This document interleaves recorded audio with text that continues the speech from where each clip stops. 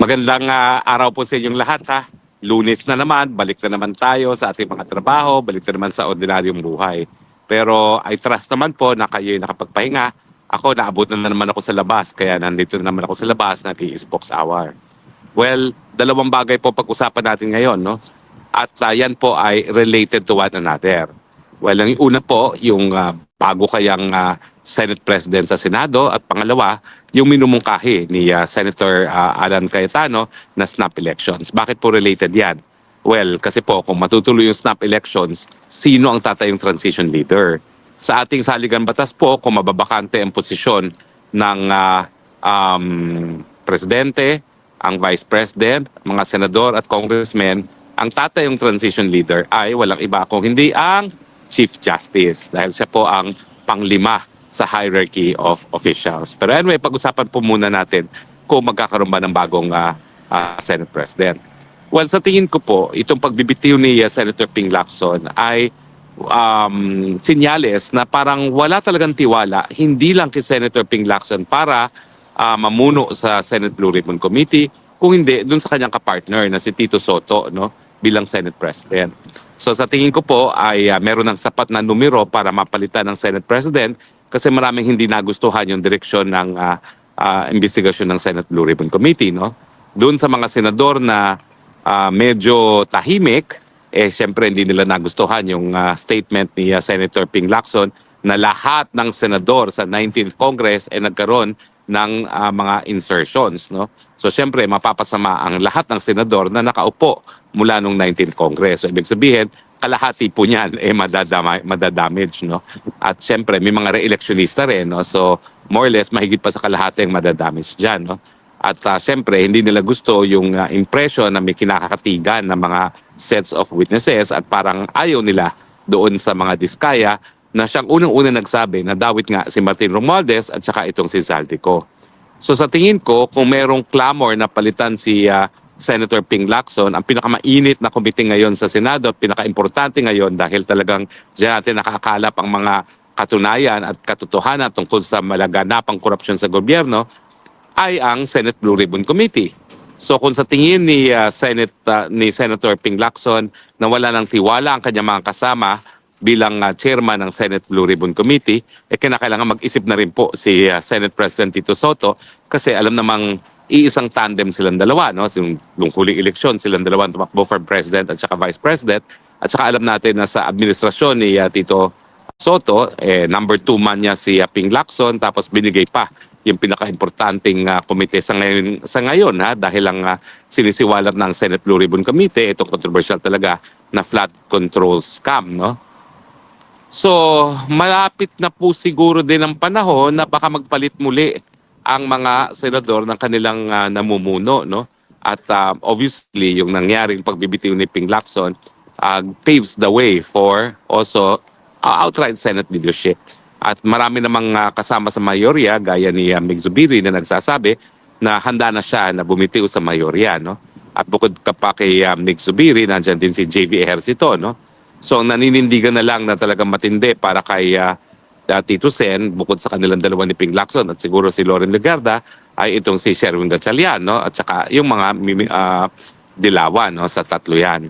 Pero sa tingin ko, makakakuha sila ng 2 pang boto para mapalitan na ang Senate President at ako'y, kung hindi ako nagkakamali, yung 2 botong yan ay ibibigay ng magkapatid ng Villar. Bakit? Kasi tuluyan na silang dinidiin. Hindi lang dito sa flood control scam, kung hindi sa dinidiin yung kanilang mga iba-iba pang negosyo. So malinaw sa mga Villar na kahit ano pang gawin nila, tutuluyan sila ng administrasyon dahil sila ay nabansagan na nakalaban ng Marcos administration. At dapat naman talagang bumitiw na sila dahil talaga namang sa kasaysayan ng Pilipinas ay minsan namang nanindigan din itong si Manny Villar, no? Laban nga kay Erap Estrada at siya ang nagpapasa nung impeachment sa panahon na hindi nila akalaing mai-impeach ang isang napakapopular na presidente na dating artista na si Erap Estrada nga. So kung babalikan natin ang kasaysayan, talaga namang sumusugal din at naninindigan din ng mga Villar. At sa tingin ko, itong magkapatid na Villar, sasamahan na nga si JV Ejercito at saka si Mig Zubiri para maghalal uli ng bagong Senate President. Which leads me to the suggestion of Alan Peter Cayetano.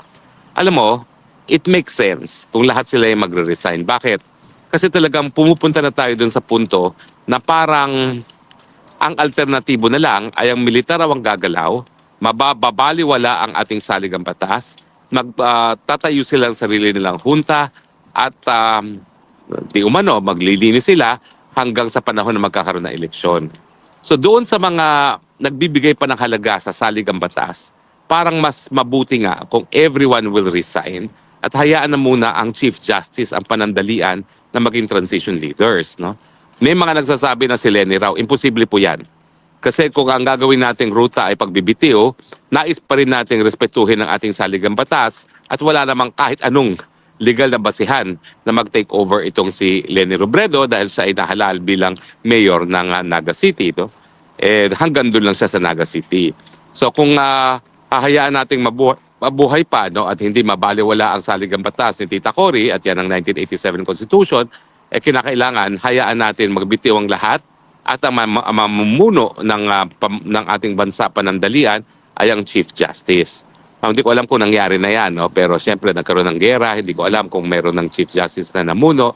Titignan po natin maya-maya sa ating kasaysayan kung meron pa. Pero sa alam ko, wala. Pero yan naman po ang dahilan kung bakit meron tayong constitutional succession na tinatawag. Kasi nga sa mga pagkakataon na magkakaroon ng resignation sa lahat ng pinakamataas na opisyalis ng gobyerno, meron pa rin mananatili para mamuno. At sa ating sistema nga po, ang matitira kapag nagbitiw ang presidente, ang vice president, lahat ng senador at ang lahat ng kongresista, ang matitira para magpatakbo ng gobyerno ay ang Chief Justice.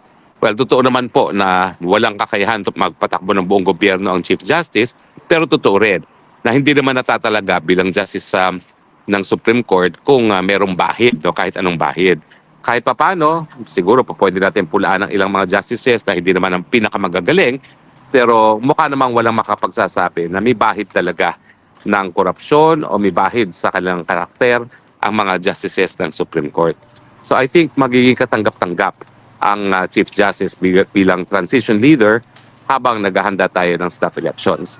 Pero tama ba na mag-snap elections? Well, ako kasi, ang gusto ko talaga, Marcos resign and Vice President Sara to take over.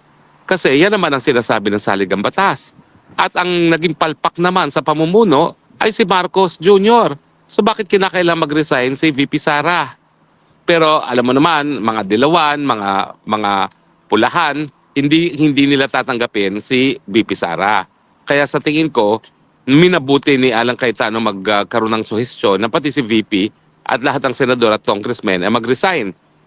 Nang sa ganon, magkaroon ng fresh start ang gobyerno. Pero ako hindi pa rin ako komportable sa resign all. Komportable ako na mag-resign ng presidente at mag-succeed ang vice president kasi yan naman na kanyang mandato eh. Ano bang dahilan para mag-resign si VP? Wala. Tinangka nilang i-impeach. Sinabi naman ng Korte Suprema, labag sa saligang batas yung impeachment na yan. So bakit kinakailangan na si VP Sara ang siyang mag-resign? No? So wala naman dahilan talaga para siya ang mag-resign. So anyway, ang iniisip ko naman, pag nag-resign naman si VP Sara, pwede naman magpatuloy din ang Kongreso or pwede rin naman na mapilitang mag-resign din ang mga miyembro ng Senado at saka ang kongresista. Naintindihan ko yung resign all insofar as galit talaga ang taong bayan sa Kongreso at gusto nilang kung pa pwede nga buwagin na ang Kongreso. Pero pag nangyari po kasi yun, mababaliwala sa saligang batas, magkakaroon na naman tayo ng revolutionary government at siyempre, hindi natin sigurado na yung militar na tanging merong kakayahan para tanggalin ng gobyerno, igagala nga yung constitutional succession. Kasi nga kung bubugin nila ang Kongreso, para kipa yung saligang batas, binaliwala na nila, no? So tuluyan nilang babaliwalain yan. So sa akin, mas mabuti na resign ang BBM at manatili si Inday Sara. Pero alam nyo naman, ang crucial issue dito papayag ba si BBM na siya lang ang magre-resign? Siguro nga ang iniisip ni Alan Peter Cayetano, siguro naman itong si BBM hindi magiging kapituko sa kapangyarihan kung pati si VP Sara ay magbibitiw sa kanyang pwesto. No? At posible naman no, na dahil resign all, mapilitan na itong si BBM na mag-resign na rin na tuluyan. No? At ipaubaya mo na muna dito kay Chief Justice ang pamumuno at ang gagawin lang naman talaga niya ay maghanda para sa bagong eleksyon. Pero ito pa ang problema. Kung magre-resign all at magre-eleksyon habang hawak ni George Garcia ang makina na magbibilang ng boto, tingin ko mababaliwala pa rin yung eleksyon na gagawin natin, yung snap elections. Dahil sa tingin ko ay hindi po magiging independyente si George Garcia at sa tingin ko po meron talagang partisipasyon itong si Lisa Araneta Marcos sa pagpili dito sa Miro bilang bagong makina na magbibilang. So sa tingin ko, ang importante, resign all. Kung talagang ayaw nila pumayag na si Marcos lang mag-resign, resign all. Pero ang Chief Justice na rin ang siyang mag-take over doon sa Commission on Elections. So hindi ko po alam kung paano mangyayari dyan. Kinakailangan siguro po sa pag-resign, kinakailangan din na mag-resign na rin ang buong COMELEC. At hayaan na ang Chief Justice bilang transition leader na bumuo ng bagong COMELEC. At sana ang gagawin na ng Chief Justice ay yung hybrid na matagal na namin pinaglalaban kasi dito sa Europa, ganyan naman pong mga pinapatupad na patakaran sa eleksyon. Mano-manong bilang sa presinto at ang computerized po, ang automated ay yung canvassing, no, para mabilis ang canvassing. Pero yun nga po, no, medyo panibagong hadlang dyan anong gagawin sa COMELEC kasi alam niyo naman ang COMELEC, yan din po ay isang constitutional body ng kanilang mga commissioners at chairman ay matatanggal lang sa proseso ng impeachment. Pero I guess, pagkamat ang aking paninindigan ay Marcos resign lamang at dapat pag-take over si VP Sara kung talagang kinakailangan ng fresh start at resign all, kinakailangan mabago din ang COMELEC. Kasi habang nandiyan ang COMELEC na pinili ni Lisa Marcos Araneta ang makina at talagang loyal naman si Lisa Araneta Marcos ang chairman ng COMELEC, hindi tayo magkakaroon ng malinis at credible na eleksyon. So kung resign all, kasama na ang COMELEC at hayaan na ang Chief Justice magtalaga ng mga personalidad na uupo bilang commissioners at chairman ng COMELEC. Pero ulitin ko po sa aking palagay, ang solusyon, Marcos resign, Sara Duterte to take over. Kayo po, anong gusto niyo mangyari? Well, di na po ako magtatagal kasi nga naabutan ako dito sa labas ng bahay ko at meron lang akong inaasikasong opisyal. Pero kinailangan po, idagdag naman natin ang boses sa debate. Debate tungkol nga dito sa dapat ba mag-resign na si Marcos? Oo, dapat na mag-resign at kung sino mag-take over. Fortunately nga po, kung ang issue ay resign all, hindi po tayo magkakaroon ng vacuum kasi nandiyan na ang Chief Justice. No? Pero sa akin, ulitin ko po, tanging si Marcos Jr. ang napatunayan ng walang kakayahan maging presidente. So tanging Marcos Jr. lang dapat ang mag-resign at hayaang pumalit bilang presidente si VP Sara. So maraming salamat po sa inyong patuloy na pagtangkilik. Medyo maikli po tayo dahil nandito lang po tayo sa labas nung opisina kung saan ako po ay may opisyal na transacciones. No? Pero maraming salamat po sa inyong patuloy na pagtangkilik. No? At galing po dito sa malamig na dahig, ito po inyong Spoksang Bayan nagsasabi, I love you Philippines, the only country that I have, the only country that I love. Bye!